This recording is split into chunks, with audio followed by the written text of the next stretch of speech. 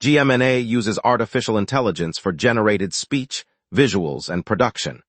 AI-generated content may contain errors. Please verify important information before making decisions or taking action.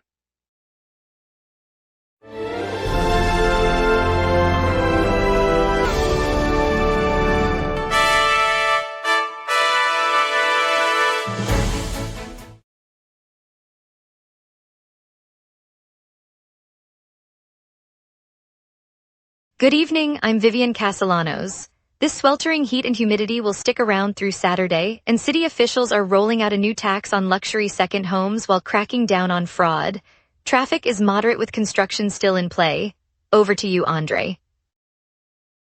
Tomorrow night, Olivia Rodrigo will headline a surprise, one-night-only concert at Warsaw, the popular Brooklyn venue on Kent Avenue, with doors opening at 7 p.m. Tickets are available exclusively through the venue's website, priced from $50 to $150, and will sell out quickly due to limited seating capacity. Local food trucks will line the street outside Warsaw, offering a variety of cuisines, while a charitable partnership will donate a portion of proceeds to Brooklyn youth music programs.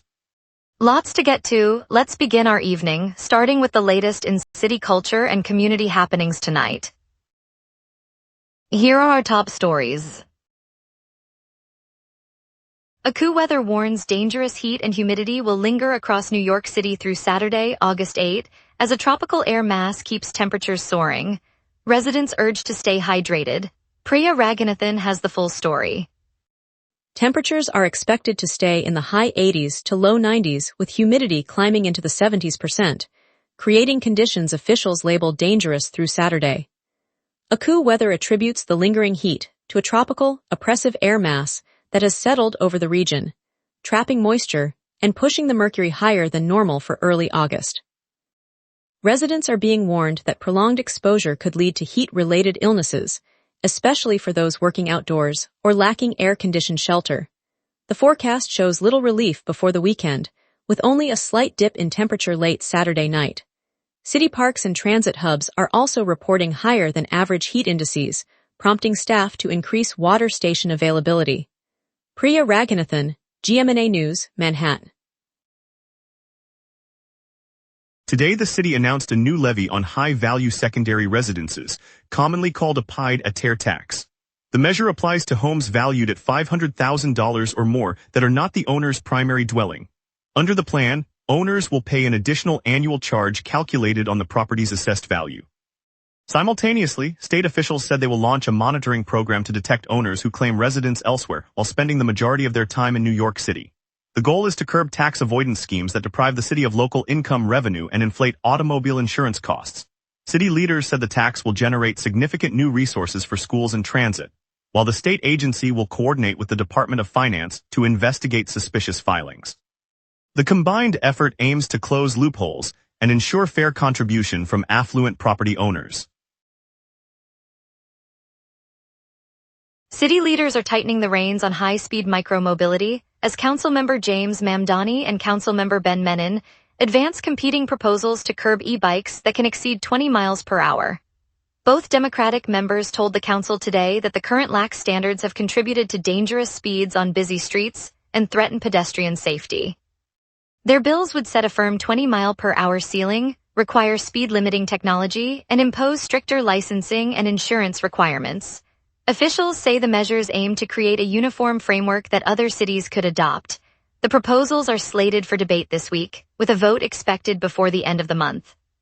If passed, New York would become the first major municipality to enforce a hard cap on e-bike velocity, reshaping the rapidly citywide expanding micromobility landscape.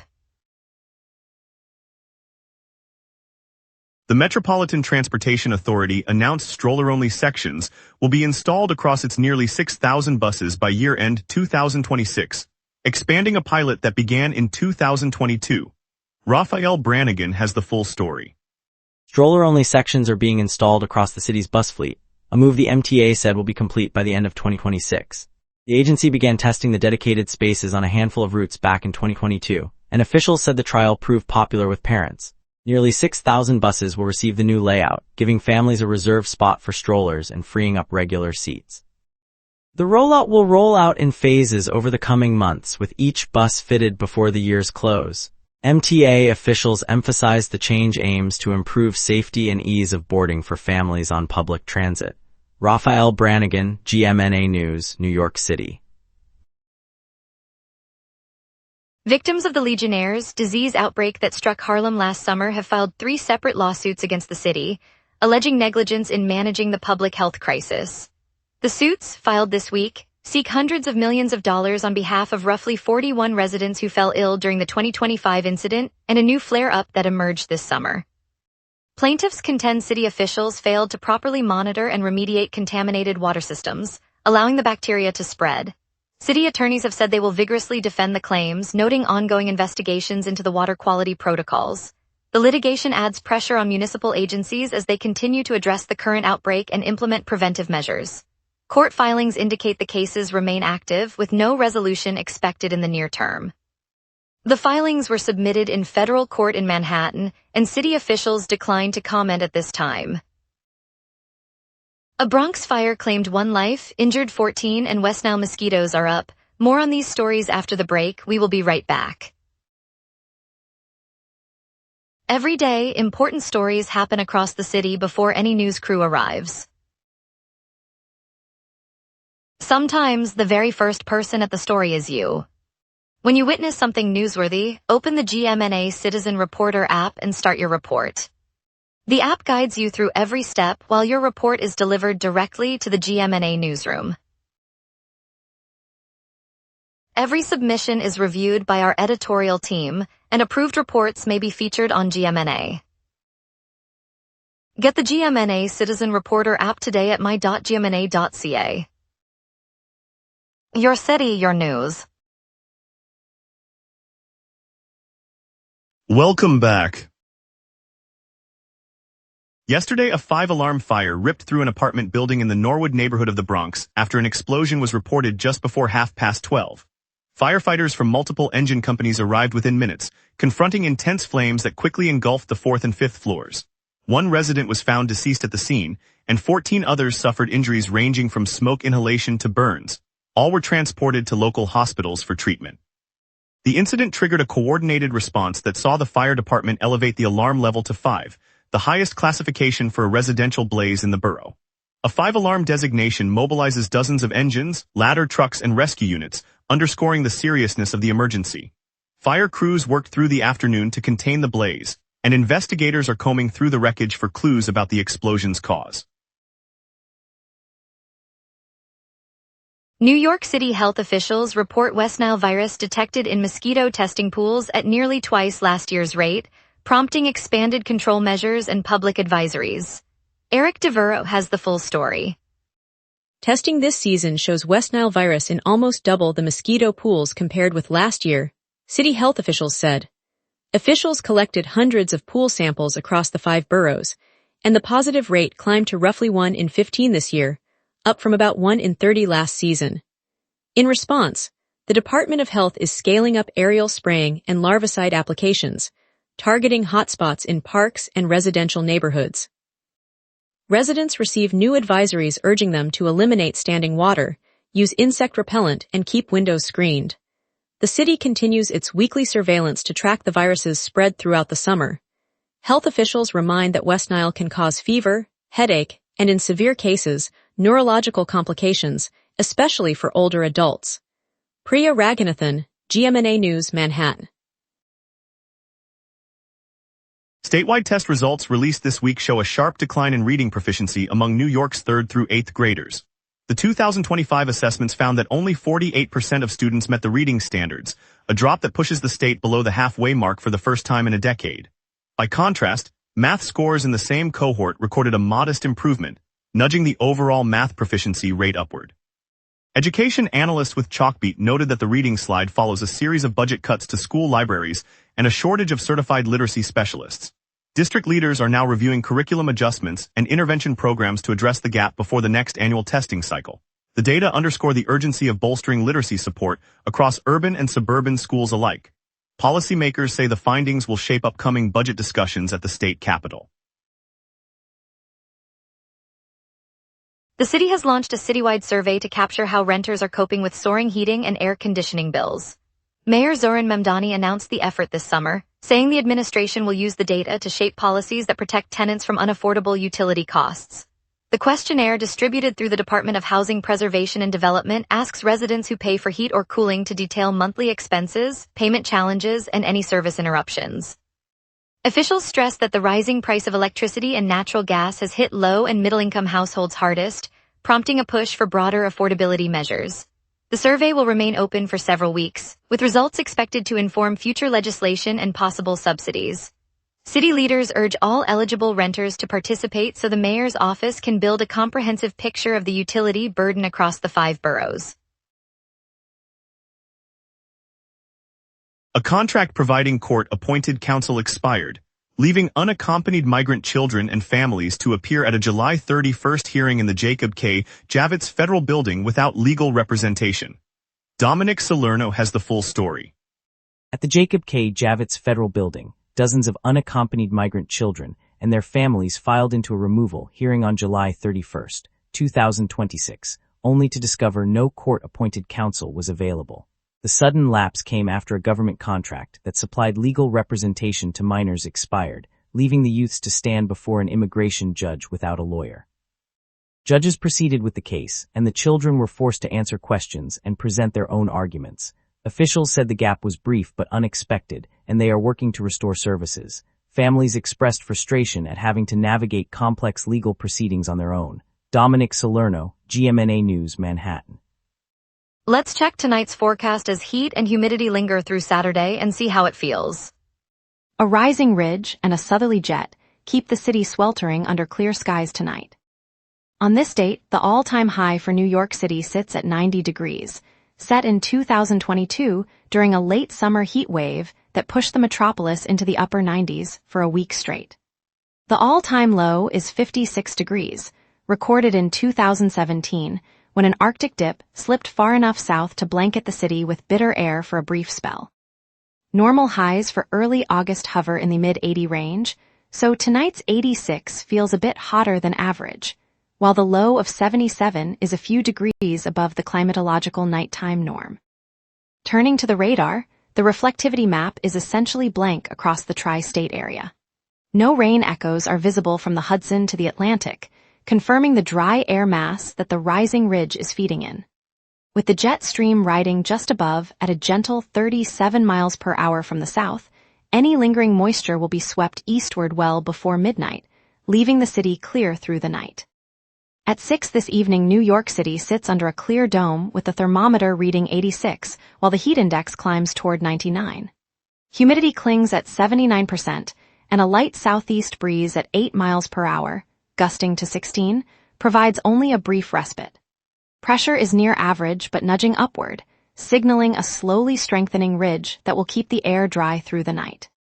The jet stream hovers just above the city at a modest 37 miles per hour from the south, steering any stray moisture eastward before it can settle. Tonight's UV index holds at 7, and with no active alerts, the sky remains uninterrupted. Expect temperatures to dip to 77 around midnight, and then hold steady into the early morning hours before the next forecast cycle. Looking ahead, Friday brings a modest surge in daytime heating with a high near 93 and a low dropping to 73, all under clear skies as the ridge deepens. Saturday's temperature eases back to 90, but a 20% chance of rain sneaks in as a weak trough nudges the jet southward, enough to generate scattered showers in the afternoon. Sunday remains dry and warm, high 91, low 73, as the ridge reasserts itself. Monday follows a similar pattern, high 91 and low 75, with no moisture in sight. Tuesday introduces the most notable change. A low-level moisture surge from the Atlantic raises the chance of rain to 40% and pulls the high back to 90, while the low settles at 72, hinting at a cooler night. And that's your weather. Remember, the local sunset is also available as a podcast. Listen anytime on Spotify or wherever you get your podcasts. Traffic stays moderate. Olivia Rodrigo's surprise Brooklyn show excites fans, and Yankees Triple-A manager talks Volpe's infield plans. After the break, we will be right back. Every day, important stories happen across the city before any news crew arrives. Sometimes the very first person at the story is you. When you witness something newsworthy, open the GMNA Citizen Reporter app and start your report. The app guides you through every step while your report is delivered directly to the GMNA newsroom. Every submission is reviewed by our editorial team, and approved reports may be featured on GMNA. Get the GMNA Citizen Reporter app today at my.gmna.ca. Your city, your news.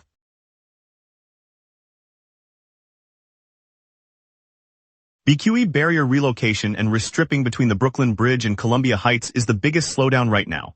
Expect 3 to 5 minute delays, especially at the exit for Atlantic Avenue and the merge onto the Queens Midtown Tunnel. In the Bronx, the Hutchinson River Parkway Bridge is under structural repairs, shaving a few minutes off travel between the Bronx River Parkway and the Cross Bronx Expressway. All other major arteries, including the FDR Drive, the West Side Highway, and the Williamsburg Bridge, are moving freely. No accidents on the streets and no transit outages to report. Looking ahead, the construction crews will continue work through the evening, so expect the BQE slowdown to linger into the late afternoon. Drivers heading downtown should consider the Brooklyn-Queens surface streets or the Manhattan-Queens tunnel as alternatives. Give yourself an extra 10 minutes if you have appointments later this evening. That's the traffic picture for now. Olivia Rodrigo is dropping a surprise one-night-only show tonight at Warsaw in Greenpoint, Brooklyn. The pop star's intimate set promises the kind of raw energy you only get in a tiny venue, and it's the kind of moment that disappears as fast as it arrives. A huge Free Aaliyah tribute will take over Prospect Park this weekend, with live music, DJs, films, and fashion celebrating the Brooklyn-born R&B legend.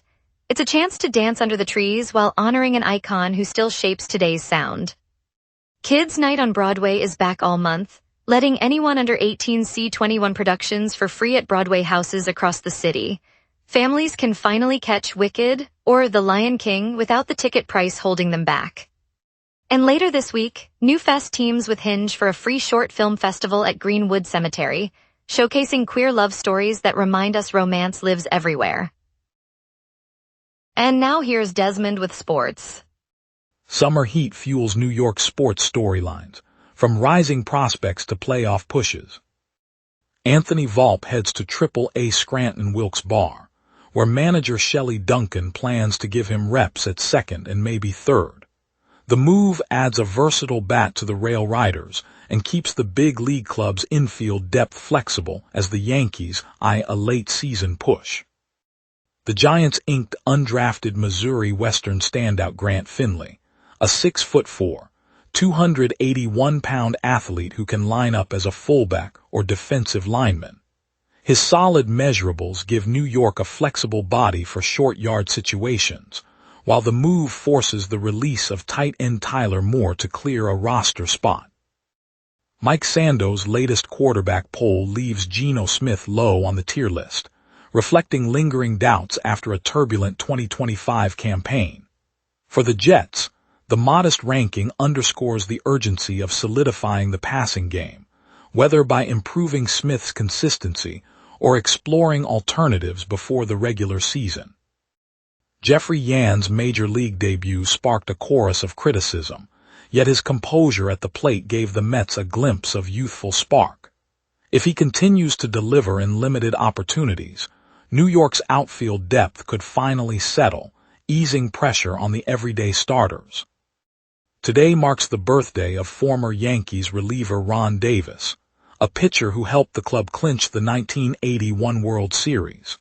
His steady arm and postseason poise remind fans of the franchise's deep-rooted pitching heritage, a lineage the current staff hopes to emulate. Breena Stewart poured in 28 points as the Liberty edged the Seattle Storm, turning a double-digit lead into a decisive victory. An 8-0 spurt to start the fourth, sparked by Jonquil Jones and Sabrina Ionescu, highlighted New York's depth and positioned the team for a strong playoff push. NYC Small Business Development Centers, with offices spanning Manhattan, Brooklyn, Queens, the Bronx, and Staten Island, are the quiet engines behind a wave of new storefronts and startups across the city. By offering free counseling, workshops, and one-on-one mentorship, they've helped launch hundreds of businesses and secured millions of funding for local entrepreneurs. That infusion of capital and expertise is breathing life into storefronts on the Lower East Side, tech hubs in Bushwick, and family-run bakeries in Astoria, keeping neighborhoods vibrant and jobs local. In a city where every block tells a story, these centers turn ideas into livelihoods, proving that community-focused support is the heart of New York's economy. Coming up, open primary advocates sue after their petition denial. Find out what this lawsuit could mean for voters. We'll be right back. Every day, important stories happen across the city before any news crew arrives. Sometimes, the very first person at the story is you. When you witness something newsworthy, open the GMNA Citizen Reporter app and start your report. The app guides you through every step while your report is delivered directly to the GMNA newsroom. Every submission is reviewed by our editorial team, and approved reports may be featured on GMNA. Get the GMNA Citizen Reporter app today at my.gmna.ca. Your city, your news. Welcome back. Advocates for open primaries have filed a lawsuit against New York City after officials rejected petitions to change the primary system, alleging the denial serves partisan interests. Dominic Salerno has the full story. United NY has taken the city to court after officials turned down a set of petitions that would have opened New York City's primary elections to all voters, regardless of party affiliation. The lawsuit, filed on August 5, 2026, argues that the denial serves partisan interests rather than the public. City officials said the petitions failed to meet procedural thresholds, but the advocacy group says the standards were applied selectively to block reform. United NY is seeking a court order that would require the Board of Elections to accept the petitions and move forward with an open primary system. The case could set a precedent for how election rules are challenged in the city. Dominic Salerno, GMNA News, New York City. Foreclosure filings in the Bronx have nearly doubled year over year, spanning single-family, two-family, co-op, and condo properties, while citywide numbers continue to fall. Raphael Brannigan has the full story. Foreclosure filings across single-family houses, two-family buildings, co-ops, and condos in the Bronx have surged, climbing to nearly twice the volume recorded in the prior year. Data from Property Shark show the spike spanning the 2025 to 2026 period, marking a sharp contrast to the citywide trend where overall filings have been on the decline. Analysts point to mounting economic pressures in the borough as the driver behind the surge, with many first-time foreclosures appearing across the different housing categories. City officials are monitoring the trend, warning that continued pressure could further impact resident stability. While neighborhoods elsewhere see easing distress, the Bronx continues to feel the strain, reflected in the rapid rise of legal actions against homeowners. Raphael Brannigan, GMNA News, Bronx. Thank you, New York City, for joining us this evening. Tonight's look at the new stroller-only spaces on MTA buses reminded us how small changes can make a big difference for families. I'm Vivian Castellanos, and we'll be back tomorrow with more stories that matter to you.